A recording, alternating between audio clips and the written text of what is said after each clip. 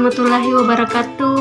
Hello guys, perkenalkan nama saya Siti Hajar Jafar, program studi akuntansi Universitas Muhammadiyah Maluku Utara. Ini saya akan menjelaskan materi saya yang berjudul Kebijakan Akuntansi, Perubahan, Estimasi Akuntansi, dan Kesalahan. Lanjut pembahasan. Kebijakan akuntansi. Definisi kebijakan akuntansi dalam PSAK 25 Revisi 2009 didefinisikan sebagai prinsip, dasar, konvensi, peraturan, dan praktik tertentu yang diterapkan entitas dalam penyusunan dan penyajian laporan keuangan.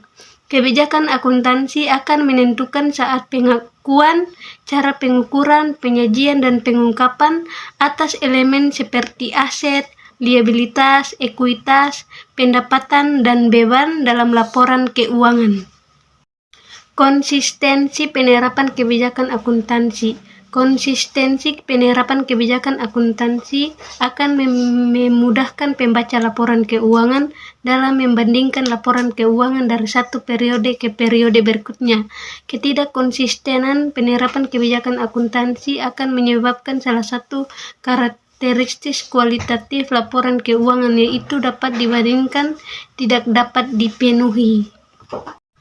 Lanjut perubahan kebijakan akuntansi. Definisi perubahan kebijakan akuntansi dapat dilakukan dengan memenuhi ketentuan dalam standar PSAK 25 Revisi 2009 menjelaskan entitas mengubah suatu kebijakan akuntansi hanya jika perubahan tersebut 1. Dipersyaratkan oleh suatu PSAK atau 2. Menghasilkan laporan keuangan yang memberikan informasi yang andal dan lebih relevan tentang dampak transaksi, peristiwa, atau kondisi lainnya terhadap posisi keuangan, kinerja keuangan, atau arus kas entitas. Perubahan kebijakan akuntansi terjadi jika entitas mengubah pilihan kebijakan akuntansi untuk suatu transaksi atau peristiwa yang sama. Jika entitas menerapkan kebijakan akuntansi baru untuk peristiwa dan transaksi yang baru dan berbeda dari sebelumnya, maka hal itu tidak dianggap sebagai perubahan kebijakan akuntansi. Lanjut perlakuan akuntansi. Menurut PSAK 25 Revisi 2009, entitas mencatat perubahan kebijakan akuntansi akibat dari penerapan awal suatu PSAK sesuai dengan ketentuan transisi dalam PSAK tersebut. Jika tidak ada ketentuan transisi, entitas menerapkan perubahan tersebut secara retrospektif. Ketentuan penerapan secara retrospektif juga dilakukan ketika entitas mengubah kebijakan akuntansi secara sukarela. Ketika perubahan kebijakan akuntansi diterapkan secara retrospektif, maka entitas menyesuaikan 1. Saldo awal setiap komponen ekuitas yang terpengaruh untuk periode sajian paling awal, dan 2. Jumlah komparatif lainnya diungkapkan untuk setiap periode sajian, seolah-olah kebijakan akuntansi baru tersebut sudah diterapkan sebelumnya.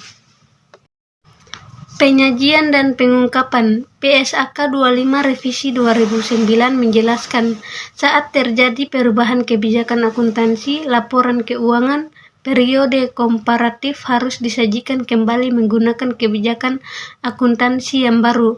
Khusus untuk laporan posisi keuangan, entitas harus menyajikan laporan posisi keuangan awal periode komparatif, sehingga terdapat 3 laporan posisi keuangan.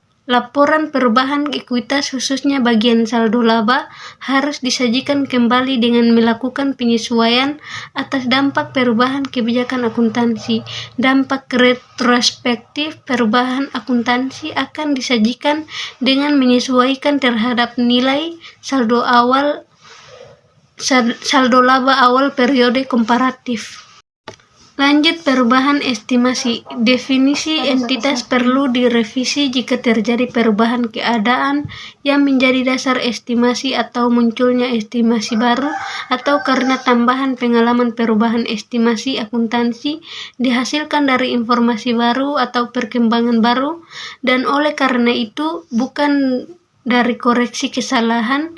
Perubahan estimasi akuntansi adalah penyesuaian jumlah tercatat aset atau liabilitas atau jumlah pemakaian periodik aset yang berasal dari penilaian status kini dan ekspektasi manfaat masa depan dan kewajiban yang terkait dengan aset dan liabilitas.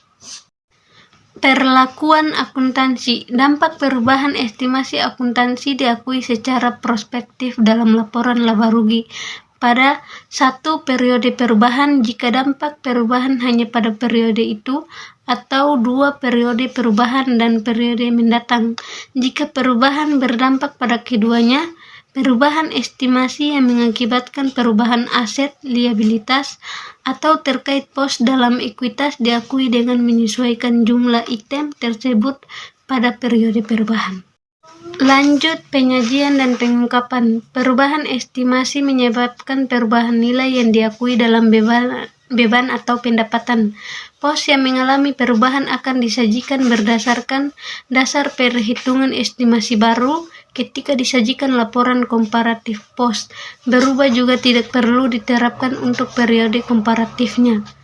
Kesalahan devisi menurut PSAK 25 Revisi 29, kesalahan periode lalu adalah kelalaian mencantumkan dan kesalahan mencatat dalam laporan keuangan entitas untuk satu atau lebih periode lalu yang timbul dari kegagalan atau kesalahan untuk menggunakan informasi yang andal.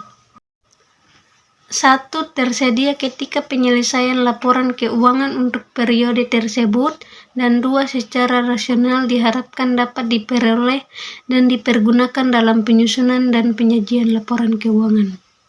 Lanjut perlakuan akuntansi. Entitas mengoreksi kesalahan material periode lalu secara retrospektif pada laporan keuangan lengkap yang diterbitkan setelah ditemukannya dengan 1. Menyajikan kembali jumlah komparatif periode lalu ketika di mana kesalahan tersebut terjadi, atau 2.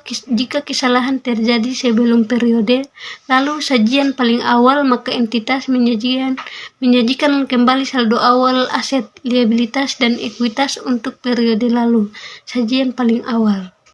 Penyajian dan pengungkapan. Dampak dari koreksi terkait dengan saldo laba sebelumnya akan dikoreksi dan disajikan dalam perubahan ekuitas. Pada bagian saldo laba di laporan perubahan ekuitas, saldo laba awal periode yang telah dilaporkan disesuaikan dengan dampak koreksi kesalahan untuk mendapatkan saldo laba awal setelah disesuaikan. Pada saat melakukan koreksi kesalahan, entitas harus mengungkapkan berikut ini. 1. Sifat kesalahan periode lalu. 2. Jumlah koreksi untuk setiap periode sajian untuk setiap item yang terpengaruh LPS dasar atau LPS dilusian. 3. Jumlah koreksi pada awal periode sajian paling awal. 4. Jika penyajian kembali retrospektif tidak praktik, keadaan yang membuat keberadaan kondisi itu, dan penjelasannya bagaimana dengan sejak kapan kesalahan telah dikoreksi. Oke, itu saja yang bisa saya sampaikan. Jika ada kata yang salah, saya mohon maaf. Dan wassalamualaikum warahmatullahi wabarakatuh. Bye-bye.